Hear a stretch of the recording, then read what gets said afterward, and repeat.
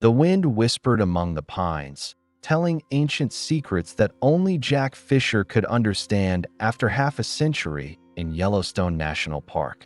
He stood on a rocky outcrop, leaning on his favorite oak staff, gazing at the valley he knew better than his own wrinkles.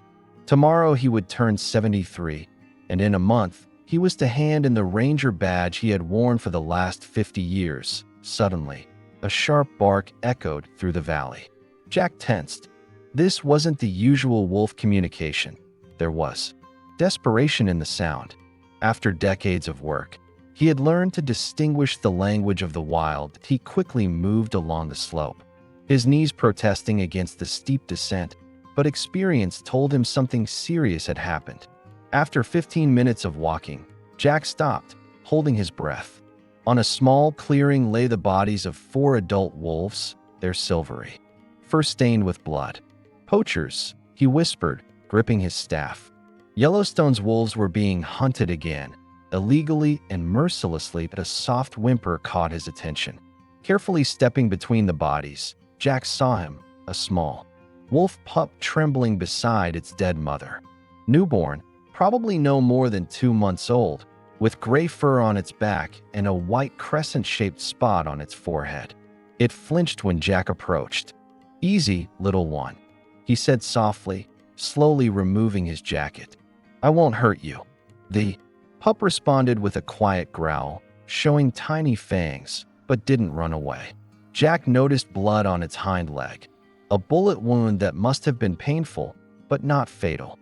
"You must be the only survivor," he said, carefully wrapping the pup in his jacket, despite its weak attempts to bite. "Hang in there, friend."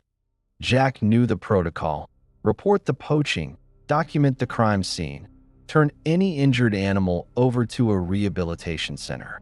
But he also knew the reality. The park's young wolf population was under threat, and this pup would probably never be allowed to return to the wild. Pressing the trembling creature to his chest, Jack made a choice, a decision that contradicted all the rules he had followed throughout his long career. He quickly photographed the crime scene on his mobile phone, marked its location with GPS, and then turned and headed not to the ranger station, but to his remote cabin on the outskirts of the park. Minutes stretched into hours as Jack traversed familiar paths, carrying his precious cargo. His cabin, built by his own hands 30 years ago, stood in a small clearing, half hidden from the eyes of park visitors.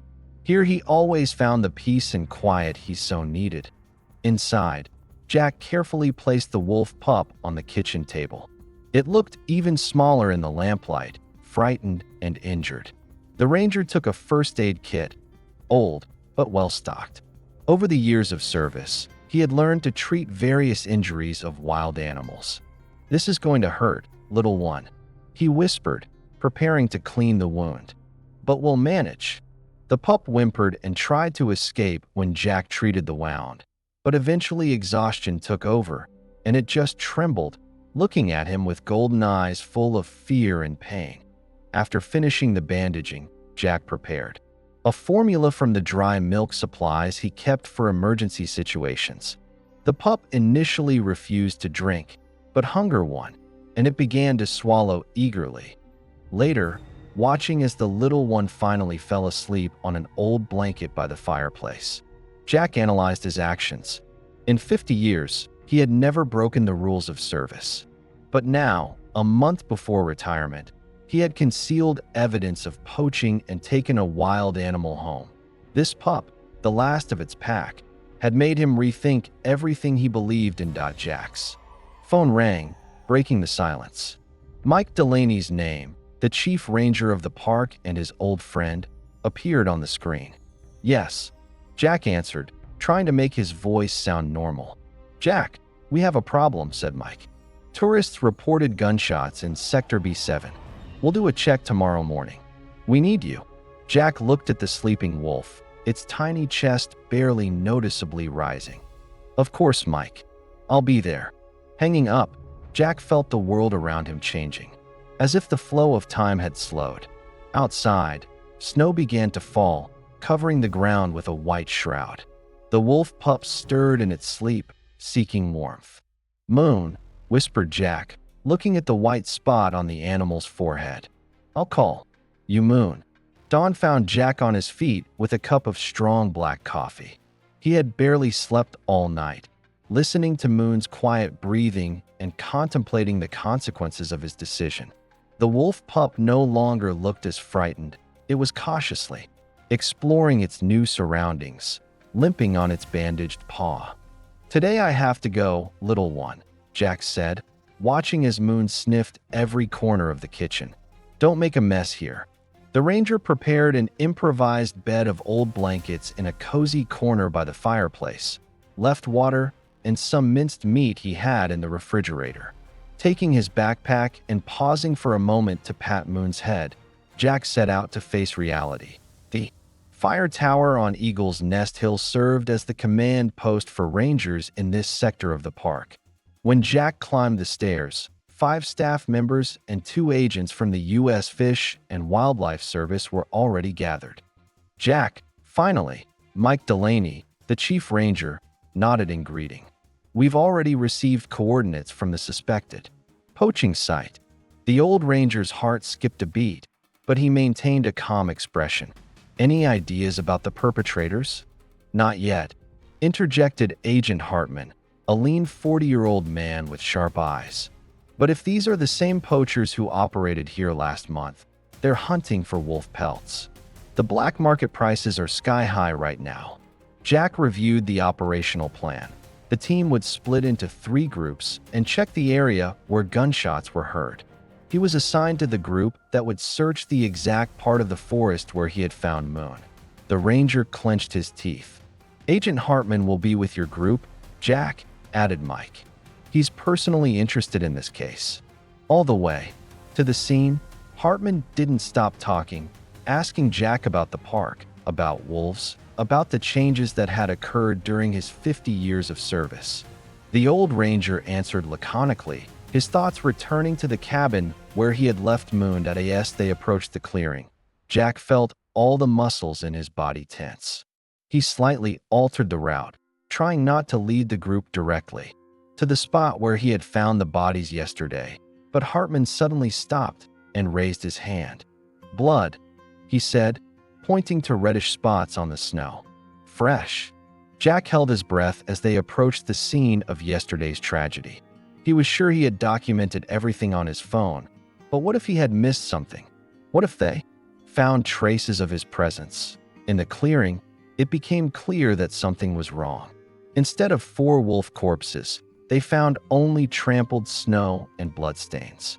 "What the hell?" muttered Hartman, looking around.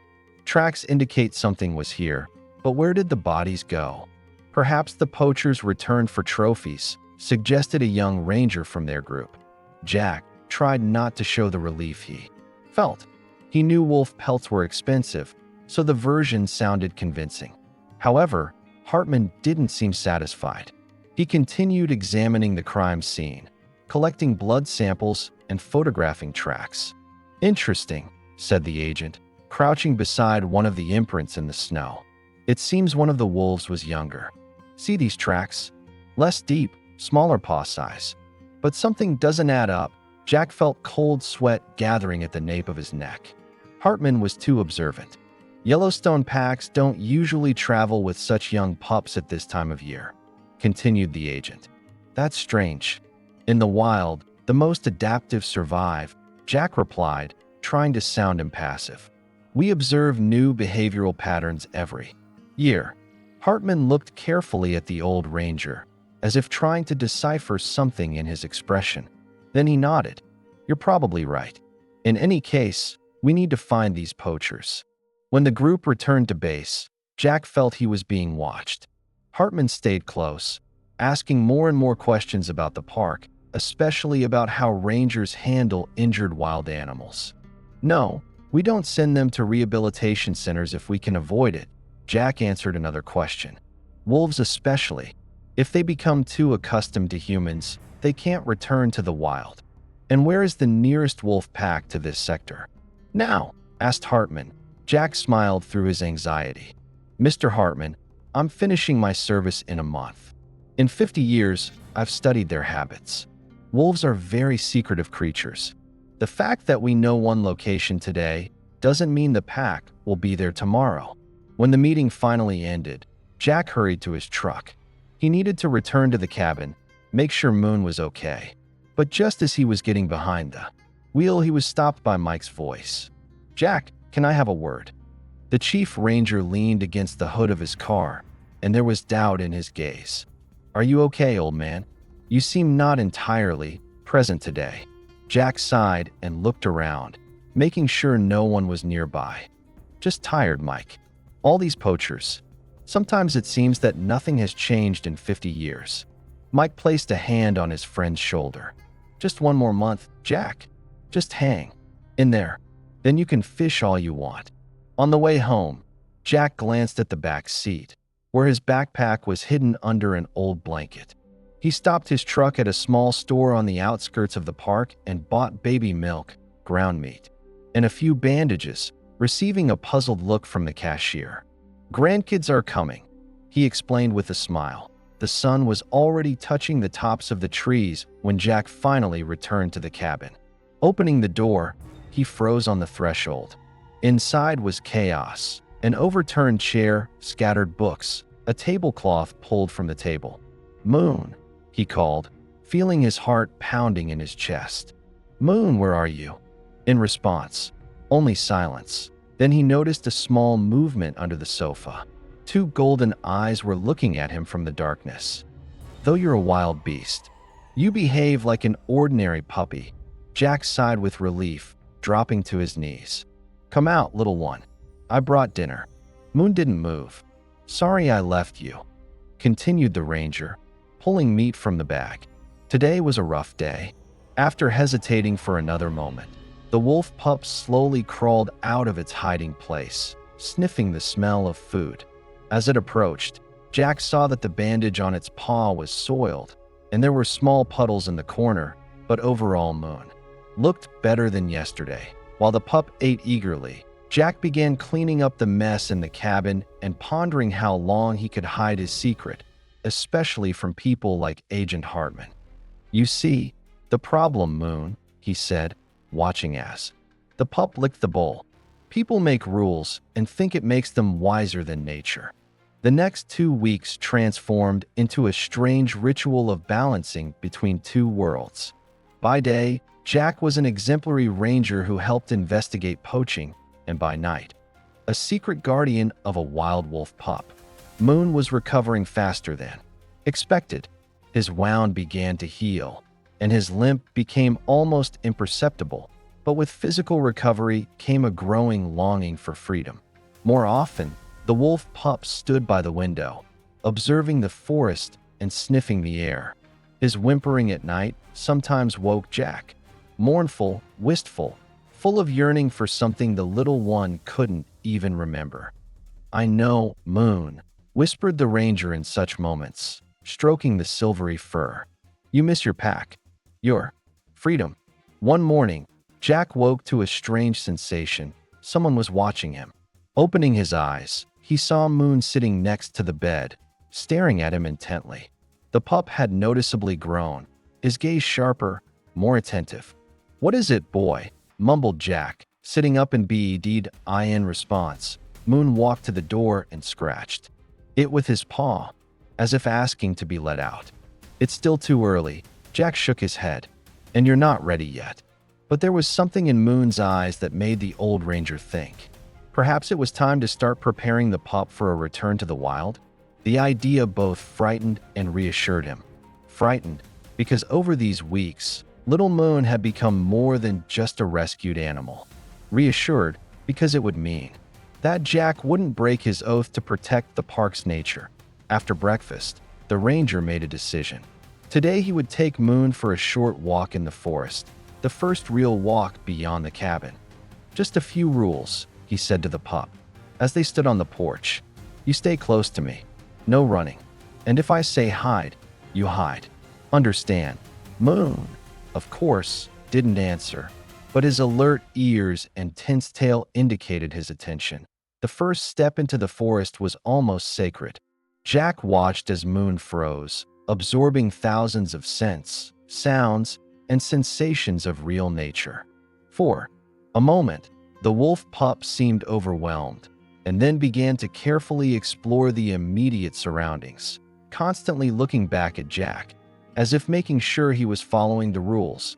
They walked about half a mile when Moon suddenly froze, sniffing. Jack also stopped, listening to the forest. Through the trees, he saw movement, a small herd of deer grazing in a clearing ahead. Moon's eyes narrowed, muscles tensed. "Don't even think about it," whispered Jack, placing his hand on the pup's back. "You're still too young for hunting." Watching Moon observe the deer, Jack felt a strange pride. The wolf's primal instincts were alive, despite everything. They hadn't disappeared during the weeks spent in the cabin. On the way back, an unpleasant surprise awaited them. When the cabin came into view, Jack noticed a Jeep parked nearby, a park ranger's service vehicle. His heart froze when he recognized the figure standing on the porch.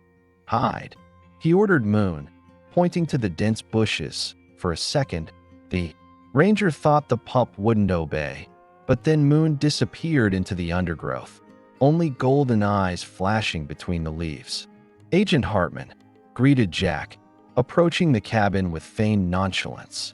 "To what do I owe such an early visit?" Hartman stood with his hands in his pockets, surveying the surroundings. "Beautiful place, Ranger Fisher," he said. "Do you live here alone?" Jack nodded, trying to maintain his composure. "For 30 years now. Why, looking for housing? In a month, this place will be vacant." Hartman didn't smile. "We received interesting results from the blood analysis at the poaching site," he said, closely watching Jack's reaction. "4 adult wolves and 1 pup. But the body of the little one isn't among the others. Strange, isn't it?" Jack raised his eyebrows. "And what do you suppose happened?" "Different scenarios. Maybe the poachers took it. Maybe it was wounded and escaped. Or maybe," Hartman paused, "maybe someone found it and decided to keep it." Jack laughed briefly, trying to sound genuine. "Agent, we both know that taking a wild animal is a violation of federal law. No ranger would risk their career over a wolf pup." Hartman took a few steps along the porch, examining the cabin. "Interesting thing about your service record, Ranger Fisher," he said. 50 years without a single violation.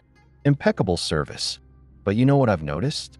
People with impeccable reputations often think they can afford one single violation, especially before retirement." Jack felt a chill run down his spine. In the bushes a bit further, he noticed movement. Moon was stirring, perhaps growing impatient. "May I look inside?" Hartman suddenly asked. "Do you have a warrant?" Jack calmly inquired. "No, but I can return with one in an hour." Jack knew Hartman was bluffing, but he didn't want to risk it. "Please," he made an inviting gesture. "I have no secrets." The agent spent 15 minutes examining every corner of the cabin.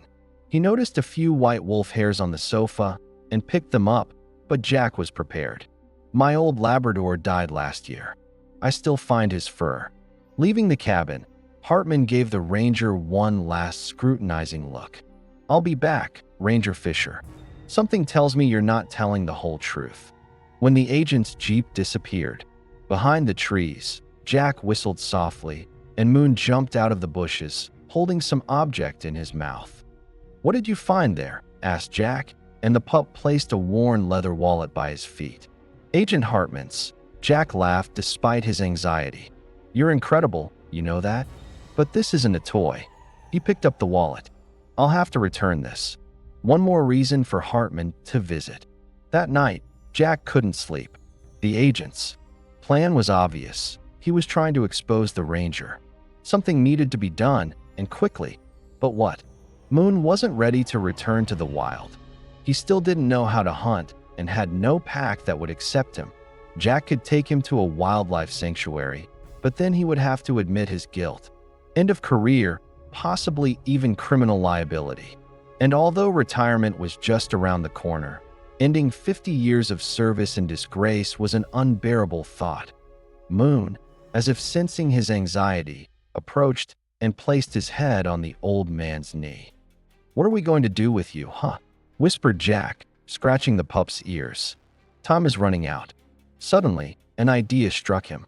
Jack's old friend, Billy Perry, lived in the Navajo reservation on the other side of the mountains. Billy was a shaman who had spent his life helping wild animals. If anyone could help Moon safely return to the wild, it was him. "Looks like we'll have to take a little journey," said Jack, and Moon turned his head as if understanding every word. Tomorrow they would head into the mountains. But would they escape the watchful eye of Agent Hartman? Dawn had barely touched the eastern slope of the mountains when Jack loaded the last supplies into his old pickup. Moon watched him from the cabin, golden eyes following his every move. The ranger had called Mike at daybreak, saying he was taking 3 days off, for the first time in 5 years. "I need to get some things in order before retirement," he explained. "Everything okay, Jack?" Mike asked with noticeable concern in his voice. "Of course. Just decided to visit an old friend." The old ranger knew time was working against him. Hartman wasn't a fool. Sooner or later he would return with a warrant, and then the game would be over. Jack approached Moon, who now willingly allowed himself to be petted, even tilting his head under his hand. "Time to go, little one," he whispered. "We're going to visit my old friend." Jack prepared the back of the cabin for the wolf pup, covered the seat with an old blanket, and placed a small container of water. Moon carefully climbed into the car, sniffing the new scents. "I hope you don't get carsick," smiled Jack, closing the door. The road to the Navajo reservation was long and winding. They descended from the plateau through dense forests, then crossed open plains and climbed mountain slopes again. Moon was nervous at first, jumping from the seat to the floor and back, but eventually calmed down, enchanted by the changing landscapes outside the window. "Billy is a special person," Jack explained, glancing at the pup over his shoulder. "We met about 40 years ago when he came to the park looking for sacred herbs. A lot of water has flowed since then." Moon seemed to be listening, tilting his head. "He'll help you return to your true home," Jack added more quietly, surprising himself at how difficult these words were for him. After about 2 hours, Jack noticed a black SUV in the rearview mirror, maintaining a constant distance. The ranger tensed, carefully watching the vehicle. When they turned onto a less populated road, the SUV repeated their maneuver. "Looks like we've got a tail," muttered Jack, accelerating. Moon sensed his tension and perked up his ears, growling. "Softly. Don't worry, boy. Let's see if we can confuse our friends a bit." At the next intersection, Jack sharply turned onto a dirt road that led deep into the forest. He knew these places like the back of his hand. In his younger days, he often hunted here with his father. The SUV tried to repeat the maneuver, but lost control on the slippery turn and slid onto the shoulder. Gained a little time, Jack smiled at Moon, who was now standing on the seat, watching what was happening behind them. They zigzagged through forest roads for another hour, making sure they had lost their pursuers before returning to the main route. The sun was already high when they finally reached the border of the reservation. A wooden sign by the road proclaimed, "Navajo Territory, Peace and Harmony." Jack felt the tension beginning to fade. Here he was relatively safe. Federal agents needed special permission to work on reservation territory. Billy Perry lived on a remote hill next to a small canyon. His cabin, built of stone and wood, was so naturally integrated into the landscape that it seemed to have grown from the earth itself. When Jack stopped the car, the cabin door opened before he even turned off the engine. Billy stood on the porch, a small, sinewy man with deep wrinkles and piercing dark eyes. Despite his 78 years, he moved with the flexibility of someone half his age. "Jack Fisher," he said in a deep voice. "The wind whispered to me that you would come." Jack got out of the car, smiling broadly. "Don't pretend to be a shaman, you old fraud.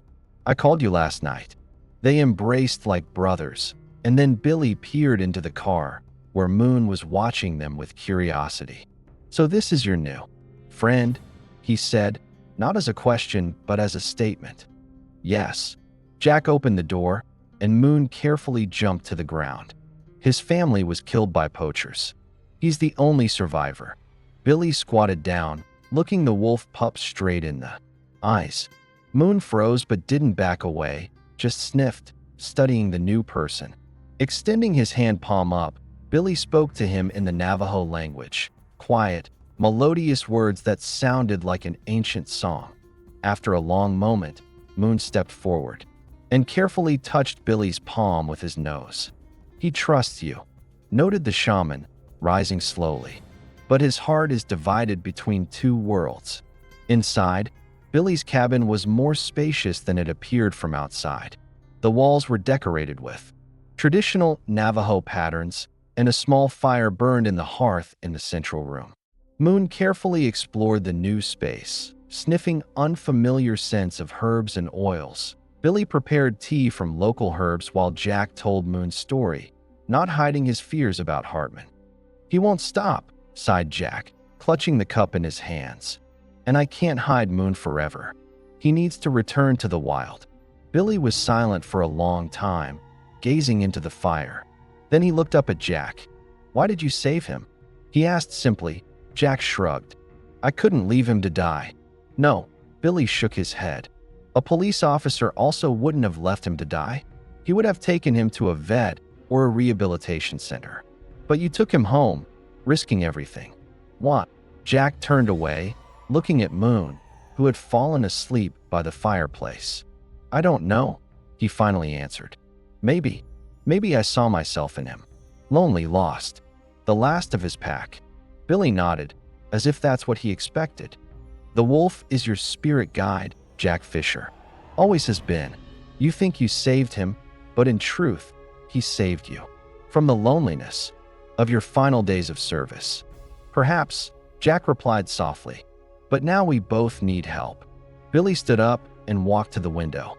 Outside, it was getting dark, the first stars appearing on the horizon. "I'll help if I can," he said. "But there's something you need to understand. A wolf can't just be released back into the wild.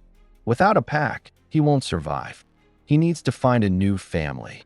"And how do we do that?" asked Jack. "There's a pack that sometimes comes to the canyon," Billy replied. "Not from Yellowstone, our local one. If Moon could join them, but will they accept him? He's still so young." Billy looked at the sleeping wolf. "That will depend on him, and on your readiness to let go." Later that night, when Billy had already gone to bed, Jack sat by the fire, looking at Moon. The thought of parting with him caused a deep pain the old ranger hadn't expected. Over these weeks, the wolf pup had become part of his life, a part he would miss. Jack dozed off in his chair, but woke up a few hours later from a strange feeling. Moon was standing by the window, ears tense, body frozen. From the distant canyon came the howling of wolves, deep, mournful, ancient. Moon responded, a thin, uncertain sound, but undoubtedly wolfish. Jack approached and stood beside him, feeling his heart tighten with the understanding of what was coming. He placed his hand on the pup's back. "That's your people calling," he whispered. "Your true family." Morning mist spread through the valley, shrouding the canyon in a ghostly veil. Jack and Billy stood at the edge of a cliff, watching as the first rays of sun cut through the white curtain. Moon sat between them, his silvery fur shimmering in the morning light. "Today," said Billy, looking into the distance. "The pack hunts on the lower meadows. We can try." Jack nodded, feeling something tightening in his chest. Over the last day, he and Billy had developed a plan. Risky, but possibly the only chance for Moon. They would approach the pack's territory at sunrise, leave the pup at a distance where he could observe his wild relatives, and then they would have to believe in the power of nature. "Let's go," said Jack, turning to Moon. "Are you ready, little one?" The wolf pup looked at him with his intelligent eyes, as if understanding that today everything would change. Jack bent down and petted him one last time, feeling the soft fur under his fingers, which no longer had the sickly thinness of the first days. Billy led them along paths known only to the Navajo tribe. Paths not marked on any map, but passed down from generation to generation. They moved silently, stopping only once when Billy raised his hand. The scent of wolves hung in the air. "They're close," he whispered. "We'll go slower from here." Jack felt Moon tensing, his nostrils flaring, absorbing the scents. The wolf pup no longer stayed so close to him. He moved freely, occasionally stopping to listen to the sounds of the forest. When they reached the edge of a meadow, Billy stopped again. He pointed to the opposite side, where movement could be discerned among the trees. "There they are," the shaman said quietly. Jack looked closer and saw them, a pack of 5 wolves. 2 larger ones, obviously the alpha pair, and 3 younger, perhaps this year's pups. They moved with that natural grace Jack had always admired. Moon froze, staring at his wild relatives. His body tensed, ears perked up. "It's time," whispered Billy. "You'll have to let him go." Jack inhaled, trying to gather his thoughts. He knelt before the wolf pup, took its muzzle in his wrinkled hands, and looked into the golden eyes. "Moon, this is your chance to find a real home," he said quietly. "That's where you belong, among the free." The wolf pup looked at him, not moving. "Go," whispered Jack, pointing to the pack. "Go to them." Moon hesitated, as if understanding what he had to do, but unwilling to leave the man who had saved his life. Then, after one last look at Jack, he slowly stepped onto the open meadow. The wind changed, and the alpha male suddenly raised his head, sensing the scent of a stranger. He tensed, and the entire pack froze, watching as the small silver-gray figure approached them. Jack held his breath. If the wolves rejected Moon, he would become an outcast, doomed to a lonely death in the wilderness. Moon stopped a few meters from the pack, his tail lowered, head bowed in a submissive gesture. The alpha slowly approached, sniffing, assessing the threat. Seconds stretched into eternity, and then a miracle. Or not a miracle, but an ancient law of nature, which humans had long forgotten. The alpha female, a slender wolf with gray fur, approached Moon. She sniffed him, walked around him, and then began to lick his face. "She's accepted him," whispered Billy with reverence. "She sees in him an orphaned child who needs a pack." Jack couldn't speak. Something stung in his eyes as he watched the young wolves approach Moon, sniff him, touch noses. One of them nudged him playfully, inviting him to join. Moon looked back, one last time looked at Jack. In that gaze was something the ranger couldn't describe in words. Gratitude? Farewell? Or perhaps a promise? Then Moon turned to the new pack and went with them. With each step, his movements became more confident, wilder. When the pack reached the edge of the forest, they dissolved among the trees like ghosts. "He's gone," whispered Jack, feeling a strange emptiness and at the same time, relief. Billy placed his hand on his shoulder. "No, friend. He has returned home." As they were returning to Billy's cabin, the silence was broken by the roar of an engine. Jack tensed. On the dirt road stood a familiar black SUV, and beside it, Agent Hartman himself. "Ranger Fisher," he greeted. "I thought I might find you here." "You're on reservation territory, Agent Hartman," Jack calmly reminded him. "I have all the necessary permits." Hartman produced the documents. "And a warrant to search your vehicle. And personal belongings." Billy tensed, but Jack stopped him with a gesture. "Search away, Agent. Mind if I make coffee while you're busy? It's been a long night." Hartman seemed surprised by Jack's calmness. He spent the next hour thoroughly examining the car, backpack, even the ranger's clothes. Found a few wolf hairs, photographed them, took samples. "Where's the wolf pup, Ranger Fisher?" he finally asked directly, standing opposite Jack. "What wolf pup?" Jack calmly asked, sipping his coffee. "Don't play games with me. I have evidence that you took an injured wolf pup from a poaching site. That's a federal crime." "Really?" Jack raised his eyebrows. "Then prove it. Show me the wolf." Hartman clenched his jaw. "You've hidden it. But I'll find Agent Hartman, interrupted Billy, who had been silent until now. I invite you to do something with me. As a spiritual leader of the Navajo, I would like to show you something. Billy led the agent to the edge of the canyon, to a spot overlooking the valley, and handed him binoculars. Look over there.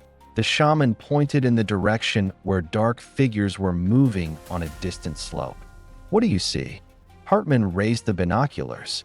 Wolves. A pack. How many? 6. No, 7.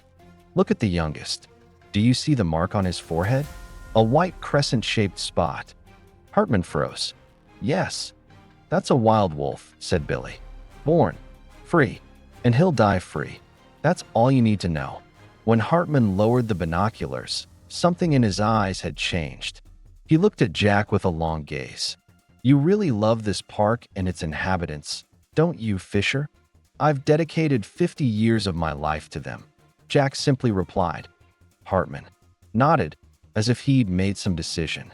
I think the poaching investigation has reached a new level. I'll have to return to the office, review the evidence. Perhaps we mistakenly focused on the wrong suspects. Perhaps, agreed Jack. Goodbye, Ranger Fisher, said Hartman, returning to his car. Enjoy your last days of service. When the SUV disappeared around the bend, Billy smiled.